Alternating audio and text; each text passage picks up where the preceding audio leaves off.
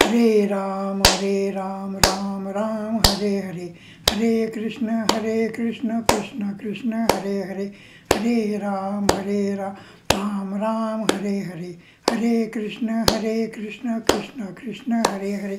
गंगा माता की जय. प्राचार्य अनंत दामोदर आठवले तथा स्वामी वरदानंद भारती यांनी जे गंगालहरी गंगा तीर विरहिणी या नावाचं प्रकरण लिहिलं आहे ते आपण पाहण्याचा प्रयत्न करीत आहोत. या श्लोकामध्ये आप्पा म्हणतात, क्षुद्र पक्षी जो कावळा तोही तुझ्या तीराला, जलक्रीडा करीत भला संतोषाने भरून येई, त्या तृप्तीचे समाधान त्यास इतके लाभे जाण, इंद्राचे नंदनवन आकर्षण त्या वाटे, आकर्षण वाटेन त्या, ऐसे तुझे पावन तीर त्याच्या आश्रय आल्यावर, जन्ममरणाच्या पर दुःख तेही दूर होई, ऐसे तीर शोकोपहारी गंगे तुझे गोदावरी, आमचे सम दूर करी उद्युक्त हो बोनी वात्सल्ये. शूद्र पक्षी जो कावळा, ब्राह्मण क्षत्रिय वैश्य आणि शूद्र असे जसे 4 वर्ण माणसामध्ये आहेत तसे पक्ष्यामध्ये देखील आहेत, प्राण्यामध्ये आहेत, पशुमध्ये आहेत, धान्यामध्ये आहेत, फळामध्ये देखील आहेत. क्षुद्र पक्षी जो कावळा, कावळ्याचं काय हो, कावळ्याचं वैशिष्ट्य आहे, कावळ्याला डोळे जरी 2 असले तरी बुबुळ मात्र एकच आहे. याचा उल्लेख थेट रामायणामध्ये आपल्याला पाहायला मिळतो. 14 वर्ष प्रभू रामचंद्र, लक्ष्मण आणि सीताबाई ज्या वेळेला नाशिकजवळ पंचवटीमध्ये राहत होते त्यावेळेला इंद्राने कावळ्याचं रूप घेतलं आणि सीतामाईच्या खांद्यावर बसून टोचा मारायला लागलेला होता. एकदा दोनदा तीनदा हाकलून दिलं पण तो कावळा पुन्हा पुन्हा यायचा आणि पुन्हा टोचा मारत होता. शेवटी ती तक्रार सीतामाईने रामाकडे केली. रामाने खाली असलेला दर्भ घेतला आणि उचलून त्याला फेकून मारला. तो नेमका तिच्या डोळ्याला लागला आणि या दर्भाच्या उष्णतेपासून, दाहकतेपासून आपल्याला वाचवता यावं म्हणून तो सगळीकडे हिंडून आला, सगळ्या देवाकडे जाऊन आला. शेवटी तो महादेवाकडे गेला आणि महादेवाला सांगितलं की असं असं होतं आहे, तो मागचा दाह जो आहे तो काढून टाका, जो दर्भ आहे ते. तेव्हा सांगितलं, हे जनित दर्भ तुझ्या मागे लावला आहे तोच काढू शकेल, अन्य कोणीही काढू शकणार नाही. म्हणून तो पुन्हा रामाकडे आला आणि रामाला शरण गेला आणि म्हणाला की माझ्या हातून चूक झालेली आहे, असा अपराध मी पुन्हा करणार नाही, तेव्हा आपण हे दर्भ काढून टाकावं. तेव्हा ठीक आहे म्हणाली, पण आता एक आहे की तू वाटे गेलेले आहेस म्हणून हा दर्भ तुला पहिल्यांदा लागला तुझ्या डोळ्याला, त्यामुळं तुला बुबुळ एक असेल आणि डोळे मात्र 2 असे, तुला एका डोळ्याला अजिबात दिसणार नाही.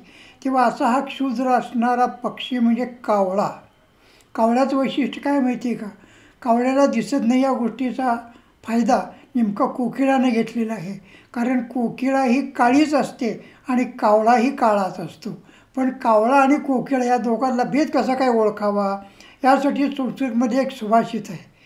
सुभाषित काय सांगतं, पिकः कृष्णः काकः कृष्णः को भेद उभयोः वसंत समयो प्राप्ते पिका पिकः काका काकः. म्हणजे कावळाही काळा असतो आणि कोकिळाही काळी असते. मग या दोघात फरक काय, भेद काय, यांना ओळखायचं कसं काय, तर वसंत ऋतू आल्यानंतर कोकिळा मात्र गायला लागते आणि कावळा कायमच 12 महिने कावकाव करत राहिलेला असतो. तसं हे सुभाषितकार सांगतात, पिकः पिकः काकः काकः. म्हणजे शेवटी किती जरी झालं तरी कोकिळाची कोकिळाच असते आणि कावळा तो कावळाच असतो. कावळ्याचं वैशिष्ट्य काय माहिती आहे का, ज्ञानेश्वर माऊलीने कावळ्याचं वर्णन केलेलं आहे. पहिलं चौघे काहू कोकता हे शकून गे माये सांगत आहे. कावळा ओरडला की विवाहित स्त्रीला आपल्या माहेरची आठवण येते आणि बाहेरनं कुणीतरी पाहुणा येणार हे सांगतात किंवा पाहुणा येणार हे कावळा सांगत असतो. असो, असा हा पक्षी कावळा, तो कुठं आहे, तोही तुझ्या तीराला जलक्रीडा करीत भला संतोषाने भरून येई. शूद्र असणारा कावळा, म्हणजे खरं तर कावळा शिवणं हे अशुभ असं म्हणतात आणि आहेच आहे. लहान मुलाला सांगता जाता मला तू शिवू नको बरं का, मला कावळा शिवणार आहे, त्याचा अर्थ वेगळा आहे, त्यामागे गूढार्थ आहे. आणि तो आपल्या सगळ्यांना माहिती आहे, आपण प्रौढ आहात, विशेषतः महिलांना तर हा शब्दप्रयोग कायमचा माहीत आहे.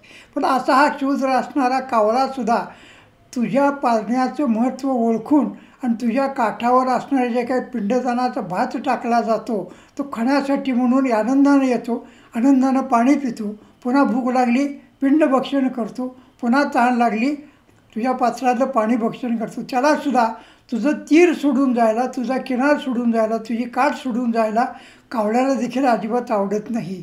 त्या तृप्तीचे समाधान, त्यास इतकेच लाभे जाण, इंद्राचे नंदनवन आकर्षण त्या वाटे.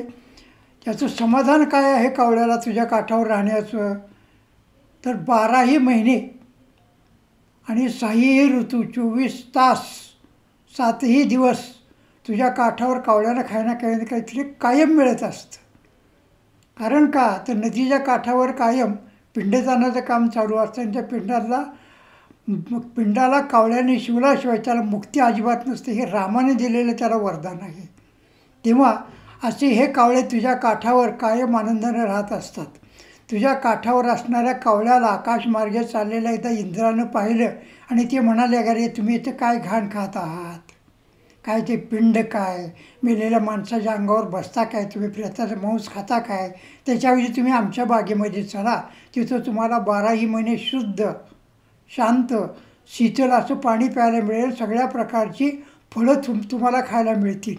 पण कावळे इतके हुशार आहेत. त्या कावळ्याने इंद्राला उत्तर दिलं की आम्ही हे सोडायला अजिबात तयार नाही. कारण असं आहे की जर तुझ्या मनात आहे तोपर्यंत तू आम्हाला ठेवून घेशील आणि आमची का तुला घाण वाटायला लागली किंवा आमचं ओरडणं तुला अशुभ वाटायला लागलं की तू आम्हाला हाकलून देशील, मग आम्ही कुठं जायचं? पुन्हा इथं यावं लागेल. म्हणजे जिथून हाकलून दिलं तिथं पुन्हा यावं लागेल. हे करण्यापेक्षा तुझ्याकडे न आलेलंच बरंच. म्हणून कावळा काय झालेला आहे, तुझ्या काठावर रममाण होऊन गेलेला आहे. काय म्हणतो पाहतो, त्या तृप्तीचे समाधान, त्यास इतकेही असे जाण, की इंद्राचे नंदनवन आकर्षण त्या वाटे, ऐसे तुझे पावन तीर, त्या आश्रया आल्यावर जन्ममरणाच्या पार दुःख तेही दूर होई. कावळ्याला सुद्धा तुझ्या काठावर आल्यानंतर रममाण झालेलं पाहायला मिळतं. कावळा अत्यंत समाधानानं तुझ्या काठावर किती लांब जरी गेला तरी पुन्हा तो काठावर येऊन बसलेला असतो. तसं कारण का तर त्याला समाधान मिळतं आहे. तसंच माणसाला सुद्धा मिळतं आहे. तुझ्या काठावरची माती जर कपाळाला लावली तर विधात्याने लिहिलेलं बदललं जातं. तुझ्या पात्रामध्ये जर स्नान केलं तर संपूर्णपणे पाप नष्ट होऊन जातं. तुझा प्रवाह जरी डोळ्यानं पाहिला तरीसुद्धा डोळे पावन होऊन जातात. तुझा जो आवाज आहे, हा आवाज जरी कानावरती आला तरीसुद्धा मनाला समाधान मिळते. एवढंच नव्हे तर हा जो जीव आहे, जो 84 लक्ष योनीतून फिरत असतो, या 84 लक्ष योनीतून फिरण्याचं जन्ममरणाचं दुःख हे अतिशय अपार आणि अपार असतं. त्याचं वर्णन केलेलं आहे रामदास स्वामींनी दासबोधामध्ये की काय असतो हा जीव. ज्या वेळेला जन्माला येतो त्यावेळेला पोटामध्ये असतो मातेच्या, स्वतःला त्याने उलटं टांगून घेतलेलं असतं. माता खाईल त्यावेळेला त्याला खावं लागतं, माता खाईल ते खावं लागतं, माता पाणी पिईल त्यावेळेला पाहावं लागतं, माता पाणी पिईल त्यावेळेला त्याला पाणी प्यायला मिळतं, माता विश्रांती घेईल त्यावेळेला त्याला विश्रांती मिळत असते. म्हणजे मातेच्या उदरामध्ये असणारा हा जो काही जीव आहे, पिंड आहे, याला संपूर्णपणे परावलंबित्व असतं. पण पुन्हा पुन्हा आहे कसं तर ते अत्यंत त्रासदायक असं आहे. कुणाला त्रासदायक आहे? पापी माणसं, जे दुर्वर्तीने जी माणसं आहेत त्यांना हा मानवी जन्म आणि मानवी देह हा त्रासदायक वाटायला लागतो. याउलट तुकाराम महाराज म्हणून जातात, तुका म्हणे स्वर्गवासी सुखे घालावे आम्हाशी, तुका म्हणे गर्भवासी सुखे घालावे आम्हाशी. तुकाराम महाराज म्हणतात आम्हाला खुशाल गर्भामध्ये घाल, कारण या निमित्ताने मानवी देह प्राप्त होईल आणि आम्ही तुझं भजन करू शकतो. तेव्हा कावळ्याचं वर्णन करता करता मानवाचे जन्ममरणाच्या फेऱ्यातून कायमची सुटका होऊन जाते. असा गंगे तुझा महिमा आहे. ऐसे तीर शोकोपहारी, उपहारी म्हणजे नष्ट करणारा, शोक नष्ट करणारा तुझा तीर, तुझा काठ आहे, तुझा तीर आहे. गंगे तुझे गोदावरी आमुचे ब्राह्मचे समदूत करण्या दुरी, उद्युक्त हो वात्सल्ये. तेव्हा काय कर की सर्वार्थानं आता तू आमची कायिक, वाचिक आणि मानसिक जी पापं आहेत ही पापं नष्ट करण्यासाठी आता तू प्रेरित हो. कारण तुझ्या काठाची माती महत्त्वाची आहे, तुझं पाणी महत्त्वाचं आहे, तुझा आवाज महत्त्वाचा आहे आणि तू ऐकून आम्ही तुझ्याकडे आलेलो आहोत. पुढच्या श्लोकामध्ये आप्पा काय म्हणतात पहा, हरणी सम डोळे विशाळ जणू प्रसन्न जणू कमळ फुलले, त्याने जरी न चाखिले रूप तुझे भागीरथी, तरी तुझे मुख पाही उरत नसे कवडी ही, नयनांचे सार्थकतेही देख तुझ्या दर्शनाने, अलौकिक ज्याचे सौंदर्य तो हा प्रवाह रमणीय, त्याचे न जाना माधुर्य, ते न डोळे त्या खाचा, नाचच्या लहरीचा तव, मेघ मंजुळ कलरव, कानावरती अभिनव, पडला न ज्या मानवाच्या, धिक्कार असो त्या कामाशी, मीन माने कान त्याशी, उंदराची बिळेजेची बुजवण्यायोग्य होती. या रचनेमध्ये आप्पांनी मानवाच्या शरीरातले जे वेगळे अवयव आहेत, या अवयवांनी काय केलं पाहिजे आणि मानवाच्या शरीराचे अवयव काय करतात, हे दोन विरुद्ध एकमेकाच्या विरुद्ध असणारे विचार इथं कथन केलेले आहेत. डोळ्यानं काय केलं पाहिजे?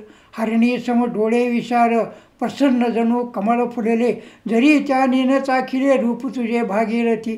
डोळे अत्यंत कमळासारखे आहेत, स्वच्छ आहेत, नितळ आहेत, मोठे आहेत, घारे आहेत, काळे आहेत, कसे का असेनात.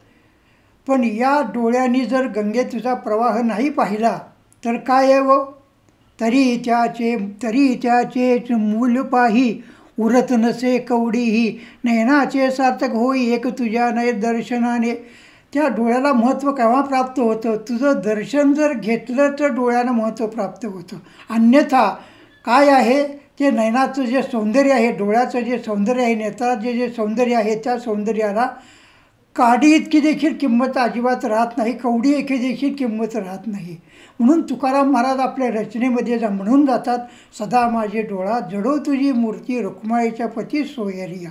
म्हणजे डोळ्याने भगवंताच्या मूर्ती पाहाव्यात. डोळ्याचं सार्थक हे त्याच्यामध्ये समाविष्ट केलेलं आहे. पुढे काय म्हणतात पहा, एकदा तुझा प्रवाह जरी तुझ्या प्रवाहाचं एकदा जरी दर्शन झालं तरीसुद्धा मानवाचे डोळे हे धन्य आणि धन्य होऊन जातात. अलौकिकताचे सौंदर्य, तो हा प्रवाह रमणीनं, त्याचे न झाला माधुर्य, ते डोळे न त्या खाचा. ते डोळे नसून खाचा आहेत. खाचा म्हणजे काय? काचा, किंवा ज्या डोळ्यामध्ये बुबळं नाही त्याला खाचा असं म्हणतात. एवढंच नव्हे, नाथांचं एक भारुड आहे. ते म्हणतात, मी आंधळा झालो, मी मुका झालो, बहिरा झालो, पांगळा झालो, थोटा झालो. थोटा म्हणजे काय? मला दोन्ही हात नाहीत. खरं तर मानवी देहाला सगळे अवयव आहेत, पण या अवयवांनी काय केलं पाहिजे? डोळ्यांनी भगवंताचं दर्शन घेण्याच्या ऐवजी, मूर्ती पाहण्याच्या ऐवजी नको त्या गोष्टी पाहायला लागतात. कानानं भगवंताचं गुणगान ऐकलं पाहिजे, ते ऐकण्याच्या ऐवजी अन्य काही ऐकायला लागतात. मुखानं भगवंताचं नाव उच्चारलं पाहिजे, ते उच्चारण्याच्या ऐवजी अन्य काहीतरी उच्चारत असतात. म्हणजे ओवी उच्चारण्याच्या ऐवजी शिवी उच्चारत असतात. हातानं टाळी वाजवतात, पण राजकारणी लोकांचं कौतुक करण्यासाठी टाळ्या वाजवतात. भगवंताची आरती करताना टाळ्या वाजवा असं कधीही वाटत नसतं. पायाने चालत कुठं जातील? नको तिथं जातील, पण जिथं जायला पाहिजे तिथं मात्र अजिबात जात नाहीत. म्हणजे पायाने चालत भगवंताच्या मंदिरात दर्शनासाठी गेलं पाहिजे. तिथं गेलं की सगळं काही बदलून जातं. म्हणून ज्ञानेश्वर महाराज हरिपाठामध्ये म्हणतात, देवाचे द्वारी उभा क्षणभरी, तेणे मुक्तिचारी साधी येल्या. भगवंताच्या समोर जाऊन उभा राहिलो की डोळ्याला त्याची मूर्ती पाहायला मिळते, कानानं त्याची आरती ऐकायला येते, हातानं टाळी वाजवायला येते, आणि चालत आपण गेलेलो असतो आणि चालत परत येत असतो. मनसुद्धा सर्वार्थानं शुद्ध आणि शुद्ध असं केवळ भगवंताच्या दारात गेल्यानंतर होऊन जातं. एकतर डोळे न त्या खाचा असं म्हटलेलं आहे. पुढे आणखीन एक उदाहरण दिले पहा, नाचत्या लहरीचा तव, मेघ मंजूर कलरव, कानावरती अभिनव, पडला न त्या मानवाच्या, धिक्कार असो त्या कानाशी, मीन कान मानी त्याची, उंदराची बिळेजेची बुजवण्यायोग्य होती. इथं काय सांगितलेलं आहे? कानानं काय केलं पाहिजे? कानाचं भूषण आहे कसं? स्तोत्रम स्तुतीनेव न कुंडलेनं, दानेन पाणी नतु कंकणेन. म्हणजे कानाचं भूषण हे भगवंताचं गुणगान ऐकणं आहे, नद्यांचा प्रवाह ऐकणं आहे, नद्यांचा आवाज ऐकणं आहे. ते जर करत नसेल, म्हणजे ज्या कानाने आजपर्यंत नद्यांचा प्रवाह कधीही ऐकलेला नाही, नद्यांचं खळखळणं कधीही ऐकलेलं नाही, ते कान हे कान नसून उंदराची बिळं आहेत. आणि कोणताही शहाणा व्यवहारी माणूस घरामध्ये उंदराची बिळं जर झाली तर तो राहू दे की तसं, त्याला काय होते असं म्हणून ठेवत नसतो.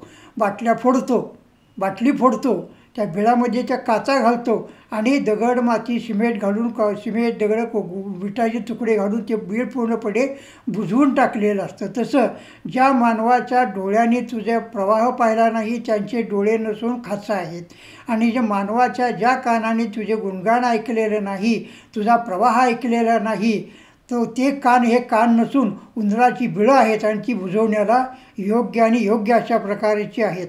पुढच्या श्लोकामध्ये काय म्हणतात पहा. चतुर विवेकी सज्जन ते तव चाकुनी महिमान साम्राज्य झिडकारून यत्किंचित तुच्छ तृणापरी आणि तुझ्या तीरावरी येऊन राहती निर्धारी वेच लवाळे तेचे भारी डोलती माते शोभेने अमृताही फिके करी ऐसे तुझे अमृतवारी त्याचे सेवन अत्यादरी करुणी तृप्त होता ती तुझ्या तिरी करणे वास सेवने तुझ्या जलास त्यामुळे त्याच्या आनंदास पारावार उरतो ना तेव्हा त्यांना मोक्षाचेही महत्त्व गंगे उरत नाही आनंद त्याचा हासे पायी निर्गुण सुखामुक्तीची. पुढच्या श्लोकामध्ये आप्पा सांगतात चतुर विवेकी सज्जन. माणूस कसा असला पाहिजे एक तर चतुर असला पाहिजे. शहाणा वेगळा आणि चतुर वेगळा. दुसरं लक्षण सांगितलं विवेकी असला पाहिजे. म्हणजे फार बोलू नये आणि कमी बोलू नये असंही नाही. विवेकानं उमरा ही मर्यादा असते. तसं माणसाच्या वागण्याला विचाराला पाहण्याला मर्यादाही असणं आवश्यक आहे. आणखीन काय सज्जन असली पाहिजे. त्याची वृत्ती किंवा तिची वृत्ती ही सज्जन असली पाहिजे. सज्जन या शब्दाची फोड आहे सतजन. सत म्हणजे चांगला चांगली चांगले आणि जन म्हणजे लोक. म्हणजे जी व्यक्ती चतुर आहे नुसती चतुर आहे असं नव्हे तर जी व्यक्ती विवेकी आहे आणि जी व्यक्ती सज्जन आहे ते तव जाणून महिमान साम्राज्यही झिडकारून यत्किंचित तुच्छ तृणापरी.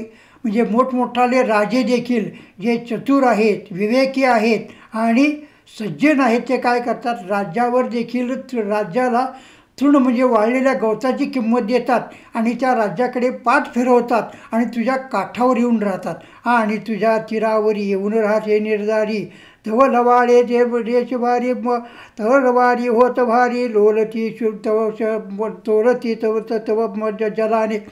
म्हणजे काय होतं आहे ही माणसं काय करतात. राजे लोक सम्राट देखील साम्राज्य गवताप्रमाणे तुच्छ मानतात किंवा प्रापंचिक माणूस देखील साठीनंतर भक्तिमार्गाला लागलेला असतो. बाकी कशालाही त्याला आकर्षण हे अजिबात राहिलेलं नसतं. म्हणजे सर्वात त्यानं आपलं लक्ष हे काढून घेतलेलं असतं. असं मागील काळात होतं. आता तसं राहिलेलं नाही आहे. आता 61 करायची म्हणली की अगोदर 15 दिवस तयारी करतात 2 महिने तयारी करतात. पुन्हा त्या दिवशी कुणाला तरी पाहुण्याला बोलवतात काही ना काहीतरी पत्रिका काढून वाटतात जेवायला या म्हणतात. जेवणाचा मोठा पदार्थ घाट घातलेला असतो आणि सगळे काही निघून गेले की मग ज्याची 61 असते तोच म्हणतो आणा इकडं कोणी काय काय दिले बघू. अरे बाबा 61 याचा अर्थ काय आहे की प्रपंचाचं लक्ष काढायचं आणि आता वनात जायचं आहे. आपण वनात जायचं याचा अर्थ घरामध्येच राहायचं पण सर्व निरीच्छ वृत्तीनं राहणं हे आवश्यक असतं. तशा प्रकारची वृत्ती होणं हे आवश्यक आहे. कारण म्हणून तर पूर्वी जे आश्रम होते ना 4 आश्रम होते. ब्रह्मचर्याश्रम गृहस्थाश्रम वानप्रस्थाश्रम आणि संन्यासाश्रम. म्हणजे वानप्रस्थाश्रम संपवायचा आणि संन्यास घ्यायचा सगळ्या प्रकारच्या गोष्टीतून. आम्ही संन्यास घेतलेला असतो. कशाचा. फक्त चहा प्यायचा संन्यास घेतलेला असतो. केव्हा संन्यास घेतो आम्ही. आत्ता चहा घेतला की लगेच संन्यास घेतलेला असतो. कुठपर्यंत पुन्हा चहा घेईपर्यंत आम्ही संन्यास घेतलेला असतो. कब्बशी पुढे आले की लगेच आम्ही चहाला तयार झालेला असतो. आमचा उपवास आहे. कुठपर्यंत उपवास आहे. जोपर्यंत अन्न भेटत नाही तोपर्यंत उपवास आहे. अन्न भेटलं की आमचा उपवास संपला. असं करून चालत नसतं. म्हणून शब्द वापरलेत आपण मोजून मापून तोलून वापरलेले आहेत. जे सज्जन आहेत जे विवेकी आहेत आणि जे चतुर आहेत ते काय करतात. काहीही जरी हाताचे असलं किती मोठी जरी वैभव असलं संपत्ती असलं तरीसुद्धा ते गवताच्या किमतीचं मानतात आणि त्याकडे पूर्णपणे पाठ फिरवून तुझ्या काठावर येऊन आनंदानं राहत असतात. तिथे ती इतक्या आनंदानं राहतात की तुझ्या पात्रातलं पाणी वाहून जात असताना लवाळं मात्र खाली वागतं. याच्या उलट तुझ्या पात्रात पूर आल्यानंतर महापूर आल्यानंतर काठावर असणारी झाडाची ताठ उभी राहतात ती मात्र पाण्याच्या प्रवाहाबरोबर उचकटून वाहत पुढे निघून गेलेले असतात. तेव्हा सम्राट लोक राजे लोक चक्रवर्ती सामान्य माणूस गोसावी यती तपी संन्यासी तुझ्या काठावर येऊन आनंदानं राहिलेले असतात. संकट आले की दूर निघून जातात. संकट गेले की पुन्हा तिथे येऊन थांबलेले असतात आणि तुझा प्रवाह आनंदाने पाहत असतात. अमृता ही पिके करी ऐसे तुझे मधुरवारी त्याचे सेवनात त्या जरी करुणी तृप्त होतात. तिथे काय करतात. अमृता ही काय म्हणतात पहा. अमृता ही फिके करी ऐसे तुझे मधुरवारी. अमृताला देखील खाली मान घालायला हवेल असं तुझं गंगे पाणी आहे. आता मुळात अमृत हे मिळायला पाहिजे. अमृत कुठून मिळालं? 14 मंथनात, समुद्र मंथनातून जे 14 रत्न बाहेर पडली त्यात एक अमृत होतं. त्या अमृताच्या अगोदर विष बाहेर पडलं. तेव्हा आता हे अमृत कशा रंगाचं आहे? घट्ट आहे का पातळ आहे? दुकानात कुठे विकत मिळते का आपल्याला माहिती नाही आहे. तरीसुद्धा अमृताची चव वर्णन करून ठेवलेली आहे. रंग हा वर्णन करून ठेवलेला आहे. फिकट तांबड्या रंगाचं ते असतं, त्याच्यावर पिवळी झाक असते आणि प्यायला ते अत्यंत मधुर अशा प्रकारचं असतं. अमृत पिलेला माणूस अजरामर होऊन जातो. तरी देखील गुरुचरित्रामध्ये सांगितलेलं आहे की अमृत पिलेले देवसुद्धा कल्पांती मरणार आहेत. याचा अर्थ अमृत पिणाऱ्या माणसाला देखील मृत्यूला सामोरं जावं लागत असतं. या उलट तुझं आहे. तुझ्या काठावर जे रमतात त्यांना जन्ममरणाचा फेरा अजिबात चापूरपणे संपून टाकलेला असतो. जोपर्यंत त्या आत्म्याला, प्राणाला मानवदेह प्राप्त झालेला आहे तोपर्यंत तुझ्या काठावर येऊन थांबतात. आणि एकदा का त्यांना मरण आलं की पुन्हा इकडे यायचं नसतं, कारण ते पूर्णपणे तुझ्या आत्मरूपामध्ये विलीन होऊन गेलेले असतात. म्हणजे तुझ्या काठावरचं पाणी देखील अमृत आणि तुझ्या पात्रात पाणी समोर ठेवलं तर जो चतुर आहे, विवेकी आहे, सज्जन आहे तो काय करेल? अमृताला बाजूला सारेल आणि तुझं पाणी अगोदर प्राशन करेल किंवा तुला अगोदर प्राशन करून ते सुद्धा पण कसं आदरानं म्हणजे कपाळाला लावेल, तुला नमस्कार करेल तुझ्या पाण्याला आणि मग तो पाणी प्राशन करेल. तुझ्या अतिरी करणे वास सेवने तुझ्या जलास, यामुळे त्यांच्या आनंदास पारावार उरतो ना. बघा, माणसाला आनंद कुठे कशाने मिळतो? नामदेव महाराजांनी मागणं मागितलेलं आहे, पंढरीचा वास चंद्रभागे स्नान अनेक दर्शन विठ्ठलाचे. काय पाहिजे मला? तर दुसरं काहीही नको, पंढरीमध्ये राहायला पाहिजे, चंद्रभागेचं स्नान पाहिजे आणि अनेक दर्शन विठ्ठलाचे आणि विठोबाचं दर्शन रोज पाहिजे. यासारखं सुख समाधान कशामध्येही नसतं. पण गंगे, तुझ्या तीरावर आल्यानंतर हे सगळं सुख आम्हाला मिळतं आहे. सेवने तुझ्या जलासी, त्यामुळे त्यांच्या आनंदास पारावार उरतो ना. त्यांनी राज्य सोडून आलेले असतात, राजवस्त्र सोडून त्याग करून आलेले असतात, लंगोटी गुंडाळतात, तरी देखील तुझ्या काठावर येऊन आनंदानं राहतात. कारण तुझ्या पात्रातलं पाणी पिणं, तुझा प्रवाह पाहणं, तुझ्या प्रवाहाचा आवाज ऐकणं, तुझ्या प्रवाहाच्या काठावर असणारी माती कपाळाला लावणं यासारखं भाग्य त्यांना दुसरीकडे कुठंही पाहायला अजिबात मिळत नाही. म्हणजे ते आपल्या साम्राज्यापेक्षाही तुझ्या काठावर राहण्याला जास्त महत्त्व देतात. तेव्हा त्यांना मोक्षाचेही महत्त्व गंगे उरत नाही. आनंद त्यांचा असे पाही निर्गुण मुक्तीची. एवढंच नव्हे तर त्या मोक्षाची सुद्धा अपेक्षा अजिबात करत नाहीत. खरं तर मानवाची धडपड असते कशासाठी? 4 पुरुषार्थ आहेत, धर्म, अर्थ, काम आणि मोक्ष. तर हा मोक्ष देखील तुझ्या पाण्यापुढं फिका सांगितलेला आहे. केवळ राज्यच नव्हे तर मोक्ष देखील फिका, इतकं तुझं महात्म्य आहे. पुढच्या श्लोकामध्ये आप्पा काय म्हणतात पहा. पर्वतावरून असंख्यात नद्या अवगम पावतात, परी त्यातील कोणाप्रत भाग्य तुझं सबलावेना. त्रिपुरारी जो शंकर, त्या शंभूच्या मस्तकावर सांगे कुणा आजवर स्थान लाभे तुझ्या परी. कमलनाभ लक्ष्मीपती, त्याची चरणकमले निश्चिती. तूच धुतली या जगती निज निर्मळ जले पहा. म्हणून कल्पना करणारा असून कवीच्या अंतरा. कोण्या नदीची तुझी जरा तुलना माते करवेना. जगन्नाथ पंडितांनी गंगेचं आणखीन वर्णन केलेलं पुढच्या श्लोकामध्ये. प्रत्येक श्लोकामध्ये जे वर्णन आलेलं हे अत्यंत चढत्या क्रमानं आलेलं आहे. तसं आप्पासुद्धा या श्लोकामध्ये म्हणतात, पर्वतावरून असंख्यात नद्या उगम पावतात. खरं तर प्रत्येक नदीचा उगम हा पर्वतावरूनच असतो.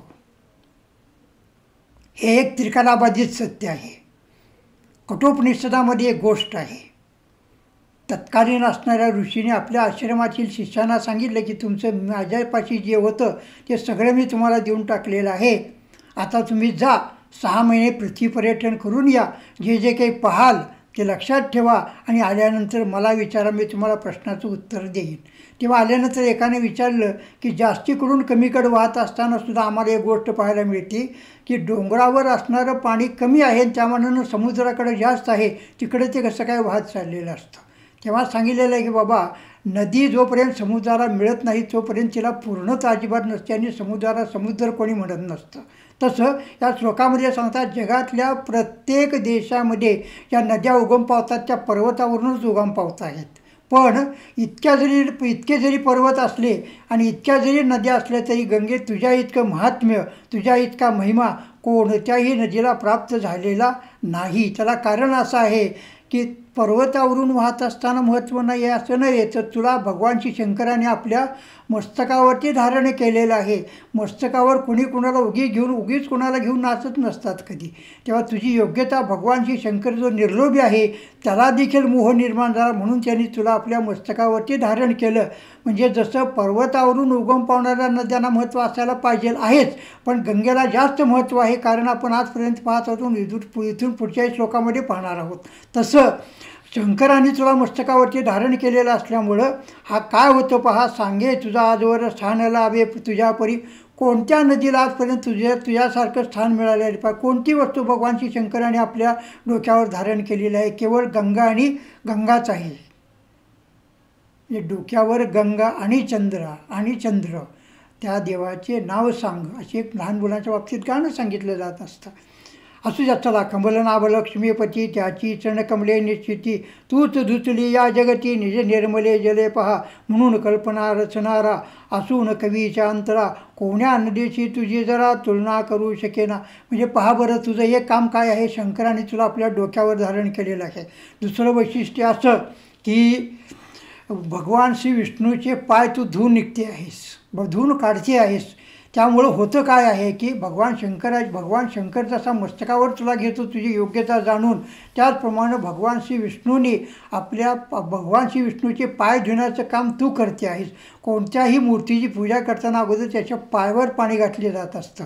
ते पाणी म्हणजे गंगेचंच पाणी असं समजलं जात असतं. इतकं पावित्र्य प्रत्येक पाण्याला आलेलं असतं. कारण मुळात गंगेचं महात्म्य हे असामान्य असं आहे. अनेक वर्ष गंगेचं महात्म्य टिकून होतं आहे आणि राहणार आहे. इतकं भाग्य तुझ्या प्रवाह इतकं कोणालाही आलेलं नाही. तुझ्या पाण्या इतकं भाग्य कोणाच्याही नशिबी अजिबात प्राप्त झालेलं नाही. तेव्हा गंगे, तुझं दर्शन आम्हाला लाभदायक आहे, तुझा आवाज आम्हाला लाभदायक आहे, तुझ्या काठावरची माती आम्हाला लाभदायक आहे. एवढंच नव्हे तर तुझं भाग्य त्याहून मोठं आहे. कारण एक तर तू उगम पावलीस कुठून, ब्रह्मदेवाच्या कमंडलीतून खाली पडलीस.